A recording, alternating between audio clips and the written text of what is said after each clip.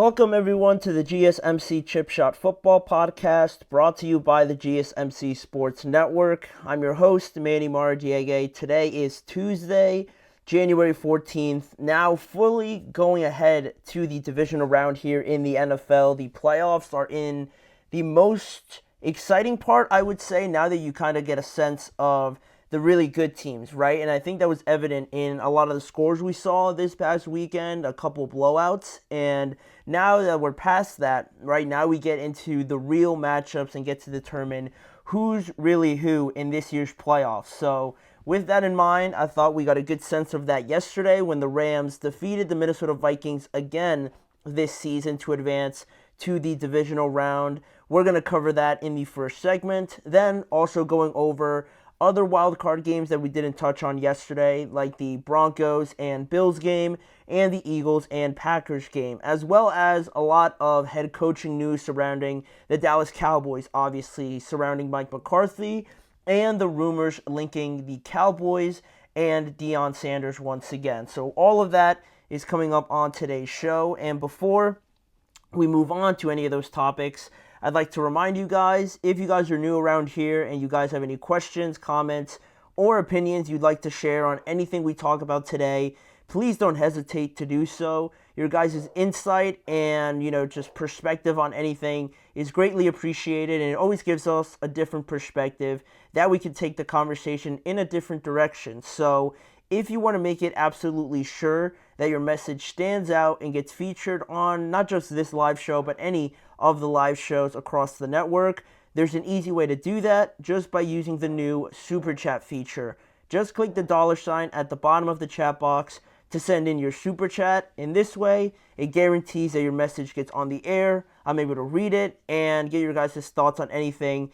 that we talk about on today's show. It's also a fantastic way to support our channel, and we rely on your support to keep bringing you the content you love, and we always appreciate it, again, when you guys are able to do that for us. So go ahead and let us know what you're thinking. Hit the Super Chat button, and let's keep this show as interactive and as exciting as possible. So with that being said now, we can jump straight into the game that we had last night. There was only one wildcard game on, the last one of this round of the playoffs, obviously, and we got a rematch, another one of the rematches from the wild card weekend. The Rams taking on the Minnesota Vikings once again. And there's a lot you can talk about in this game, obviously, but I think the main thing surrounds Sam Darnold and the performance overall of the Vikings offense. And I think you can make a really good argument that these last 2 weeks, not just yesterday, were the biggest 2 weeks of Sam Darnold's career. And now after everything's been settled and everything's happened already the way it did, I don't think it could have gone any worse for Sam Darnold in that respect, unfortunately. And, especially for Minnesota as well, who lose in the first round of the playoffs again, losing 27-9 after, battling all year with the Detroit Lions, being in contention to be looked at as the best team in the NFC if they would have won that game. Obviously, they fell short, and then they had an opportunity going into this game to get right, going into the playoffs, obviously. But again, it was another 9-point performance, and a lot of that, unfortunately, is going to fall on Sam Darnold and their offense, which we're going to dive into. But unlike their first game that was 30-20, still in favor of the Rams, the Rams, again, nearly scored 30 points, and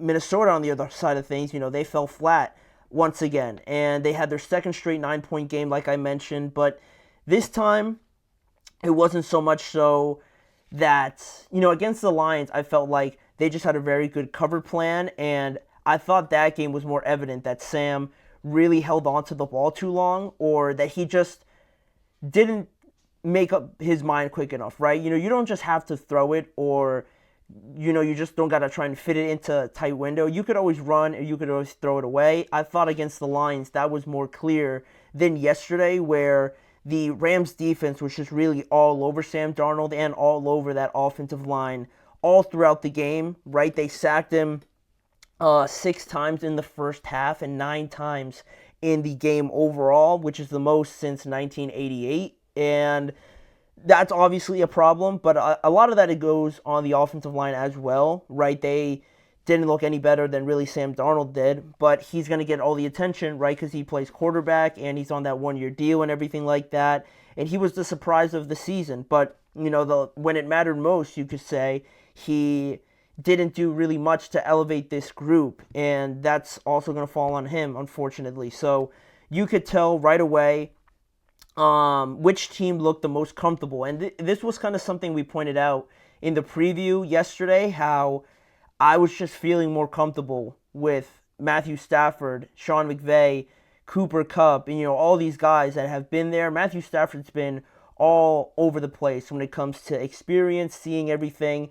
He's seen it all and, has won a Super Bowl, right? He's been in these situations, and that's just where I felt most comfortable in picking a winner. And you could see it right away, right? The Rams go out there, they score on their first possession, and they probably would have scored on their second possession as well if they didn't get stalled off there in their second run at things. But the Vikings, they came out very flustered, inaccurate, sloppy, you could say, and the Rams just never looked back. They just hit the gas as soon as the bell rung, and the Vikings were really just stuttering to start their engines as soon as everything got going, and they just never had a chance to really catch up in this game. And before you knew it, this game was 24-3 at halftime after Sam Darnold fumbles. Jared Verse returns it for a touchdown, that making it, I believe that was when the score was 17-3 at that point. It was getting pretty bad then. And then I believe it was a touchdown to Davis Allen that made it 24-3. But yeah, I mean, at that point, it's only halftime, right, in its respect, but you could just tell right away, just on the eye test, that this was not going to go well for the Vikings at all. And although Darnold finished with 245 yards, most of it came, towards the end of the game when, again, it was all pretty much written out as that the Rams were going to win. So it's a little bit misleading there. But I talked about the Rams, looking more comfortable and efficient, but it wasn't without a couple of their struggles as well. What's crazy about this game is that the Rams were, 2 of 10 on third down, and even though Minnesota was sacked 9 times and they lost 82 yards on it, they also outrushed the Rams as well. And not only that, but the Vikings also couldn't help themselves too much because they had 10 penalties for 95 yards the Rams had 10 penalties for 95 yards compared to the Vikings only 2 for 20 yards. And the last thing I wanted to mention that although the sacks, were pretty favored obviously towards the Rams, and the 2 turnovers also, that's what really ended up being the difference, right? The sacks, the inability for Sam Darnold to get a pass away, and the 2 turnovers, right? It's never going to be easy, or you're never going to win a game losing the turnover battle. And the sacks and the turnovers proved to be what was insurmountable for the Minnesota Vikings overall. But if you were to tell anybody that the Rams were only 20% on third downs and they had 10 penalties for 95 yards and they somehow won this game by, 18 points, something would be missing, you would think, right? That wouldn't add up. But it was so heavily favored in the favor of the Rams defense that it almost didn't matter. Where other games, right now, you look ahead to the Eagles game, those sort of things they're not gonna work, obviously, against the Eagles. So they have a lot to clean up from their standpoint. But I guess that answers a question of whether or not this game was more about the Vikings, being bad, or the Rams being overly, just too good for them. And I think it's a little bit of both. I don't think it's so much so that the Rams were that much better, obviously, because of the penalties and the inefficiency on third down. And I don't think it was just the fact that the Vikings were frauds or anything like that. They have good players on this team. They have a great head coach. But it brings us to this other point on Sam Darnold now, right?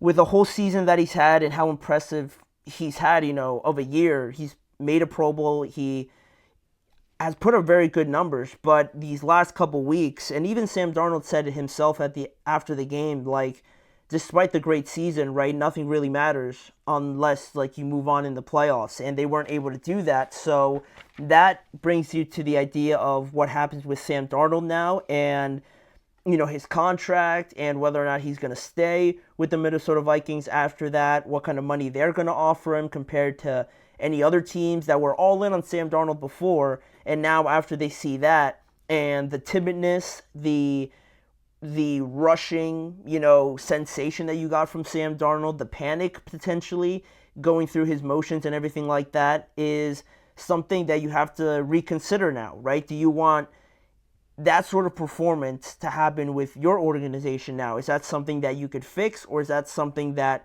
kind of drives you away from Sam Darnold now? So that'll be interesting to see how it plays over the offseason.